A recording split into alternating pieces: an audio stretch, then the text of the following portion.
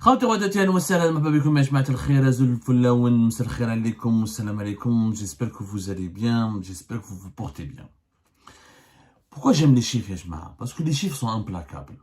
Les chiffres dévoilent les mensonges. Les chiffres détruisent les manipulations. Les chiffres ne peuvent pas être manipulés à une certaine mesure, dans une certaine mesure. Les chiffres ne peuvent pas, on ne peut pas leur faire dire ce qu'ils ne peuvent pas dire. Ce côté implacable des chiffres, il est important pour nous les Algériens de le saisir.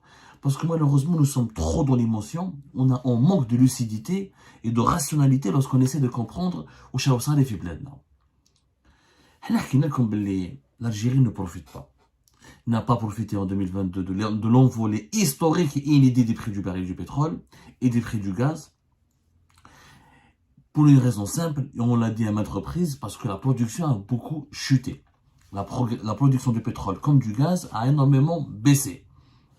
Et on avait sorti des chiffres, et on avait tiré la sonnette d'alarme. On a la politique menée de 2020 à 2023 dans le secteur des hydrocarbures, avec l'administration qui était gérée par Toufik Hakkar, l'ex-PDG de Sonatrach, et la politique d'austérité à 2020 et 2021 qui a bloqué les investissements. Et tous les projets d'investissement qui devaient redémarrer en 2022, ils n'ont pas, je parle d'investissement productif. On l'a toujours dit, le pétrole et le gaz, c'est un éternel investissement.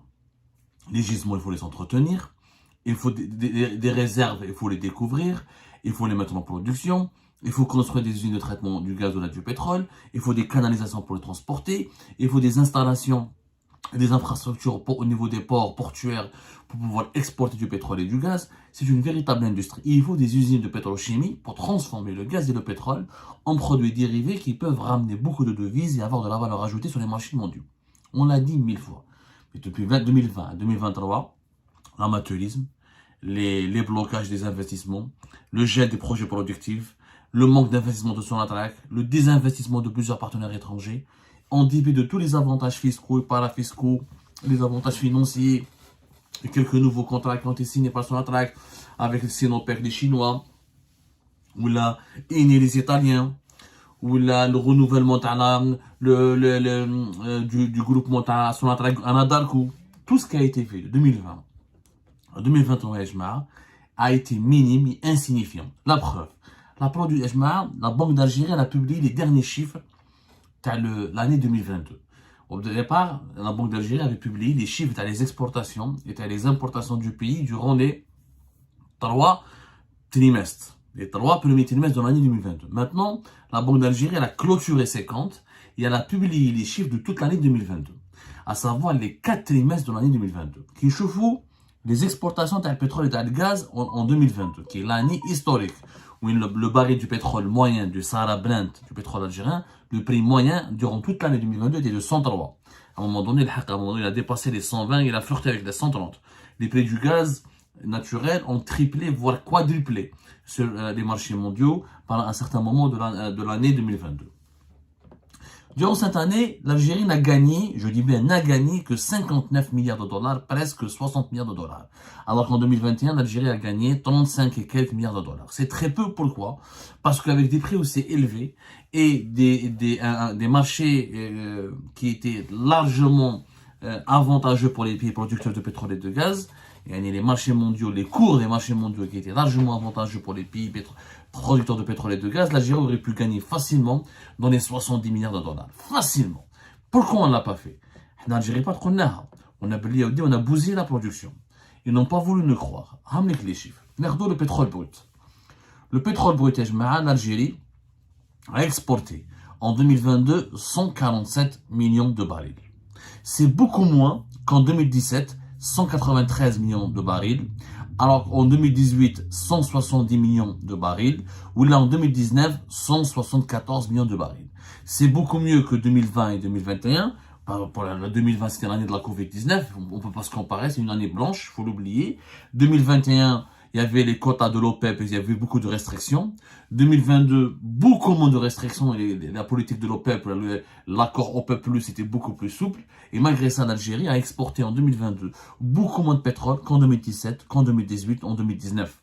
année de la crise, en pleine crise politique en 2019, l'Algérie avait exporté 174 millions de barils de pétrole, alors qu'en 2022, on a exporté que 147 millions de barils de pétrole.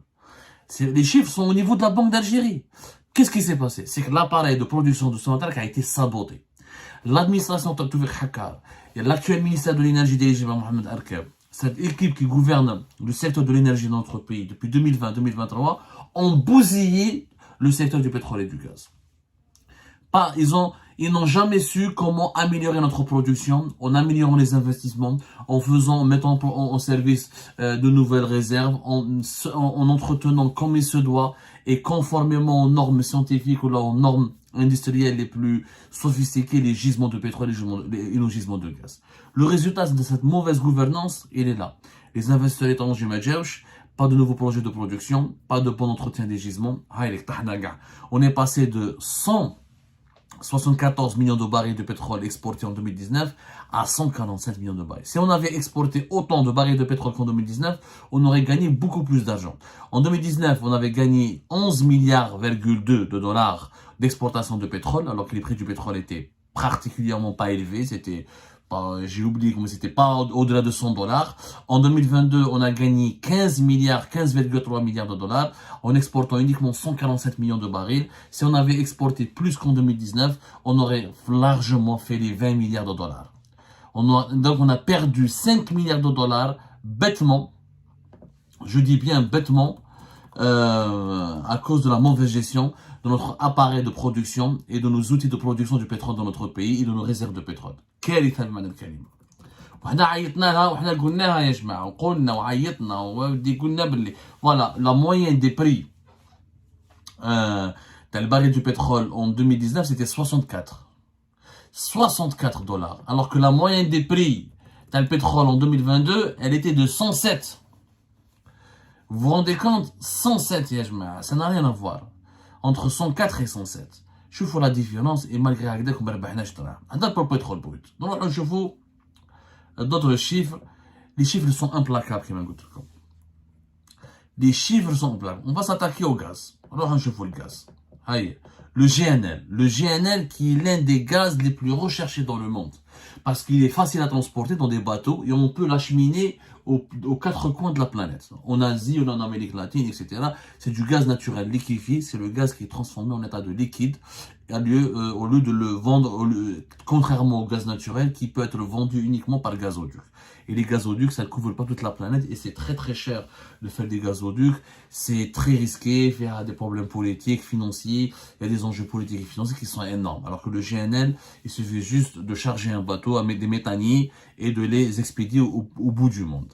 Le GNL, on a exporté en 2000, les chiffres, on a exporté en 2017 26 millions de mètres cubes. En 2018, 21 millions de mètres cubes. En 2019, 25 millions de mètres cubes. 25 millions de mètres cubes. En 2020, en 2021, 22, 24 millions de mètres cubes. Mais c'est normal parce que c'était des années blanches marquées par la pandémie de la Covid-19. En 2022, on a exporté que 21 millions de mètres cubes. Vous vous rendez compte? 21 millions de mètres cubes. Alors qu'en 2019, lorsque le gaz était moins cher, on a pu exporter 24. Le GNL était moins cher en 2019, en 2021, et on a exporté 24 millions de mètres cubes. En 2019, c'était 25 millions de mètres cubes. Je vois la différence depuis la crise politique de 2019, la différence entre les deux régimes qui ont précédé, se sont succédés à la tête aux commandes du pays.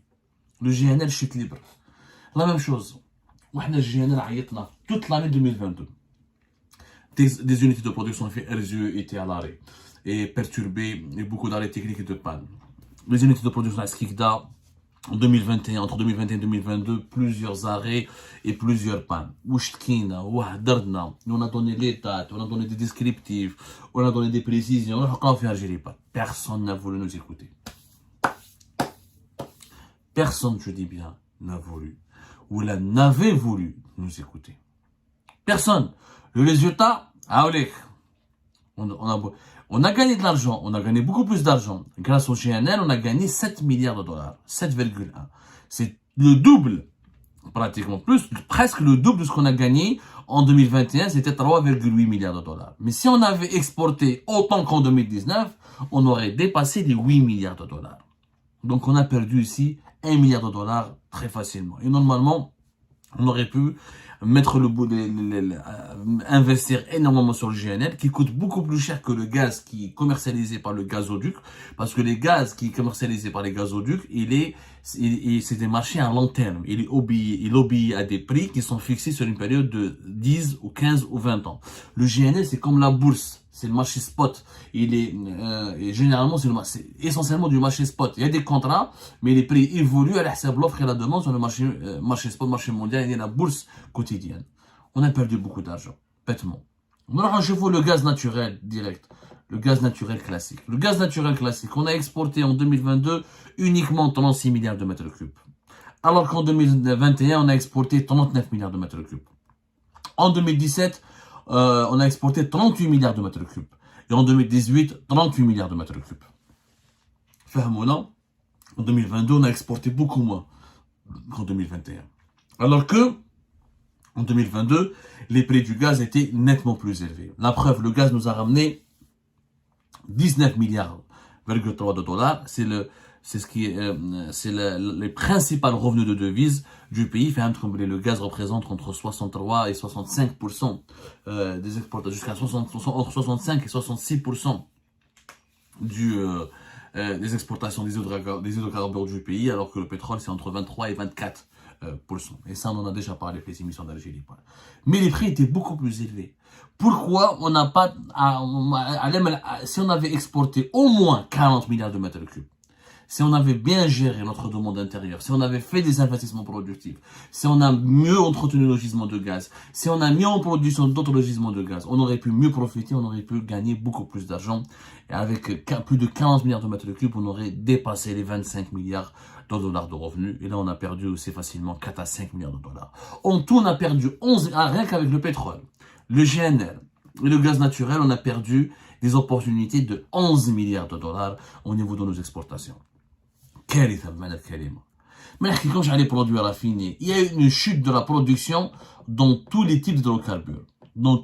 Parce qu'il y a les condensats et les produits raffinés, il y a le GPL, par exemple le GPL, on a exporté 278 millions de barils. Ah non, on a exporté 66 millions de barils, alors que durant les années Bouteflika, on exportait, c'est-à-dire entre 2017 et 2018, entre 75 et 71 millions de barils. Et je peux poursuivre encore les chiffres. Les chiffres sont implacables. Il y a une chute, de plus en plus, une baisse, qui est une chute, qui s'apparente à une baisse de plus en plus importante des exportations de tous les types d'hydrocarbures. Les produits raffinés, par exemple, on a exporté 14 millions de tonnes métriques en 2023. Ça va, alors qu'en l'époque de Bouteflika, on exportait pour 15 millions,6. C'est pas un problème. Ça, y a pas beaucoup de chute. Mais dans le GNL, dans le GPL, dans le gaz naturel et dans le pétrole brut, il y a une chute terrible. À cause, encore une fois, d'une très mauvaise gestion. Maintenant, est-ce qu'on va tirer les leçons? On a raté l'opportunité en 2022. Au lieu de gagner 70 minimum, non, on a gagné que presque 60 milliards de dollars. C'est une perte pour le pays. Une perte, c'est parce qu'avec 10 milliards de dollars, c'est le budget du ministère de la Défense nationale, c'est le budget de l'armée. Qu'est-ce qu'il faut faire maintenant? Il faut tirer les leçons, il faut changer le management, il faut changer les dirigeants. On a commencé à les changer avec le départ de Tawfiq Hakka à la tête de Sonatrach. C'est pas fortuit, Sonatrach, c'est sensible, c'est important. C'est le poumon économique du pays. Quand on parle de Sonatrach, c'est pas pour le plaisir de faire du buzz ou des clics. C'est pas ça. On parle de Sonatrach parce que c'est le cœur battant de l'économie nationale. C'est ce qui assure notre sécurité et notre survie, la survie de notre pays. Pour tirer les leçons, il faut changer de méthode de gestion. Il faut investir massivement dans la pétrochimie et dans la découverte et la mise en service de nouveaux gisements de pétrole et de gaz. Ce qu'on a fait de 2020 à 2022 en gelant les investissements pétroliers et gaziers, ça a été une très grosse erreur. Comme nous avons payé cash, parce que nous avons perdu plus de 11 à 12 milliards de dollars, comme je viens de vous le démontrer à travers ces chiffres.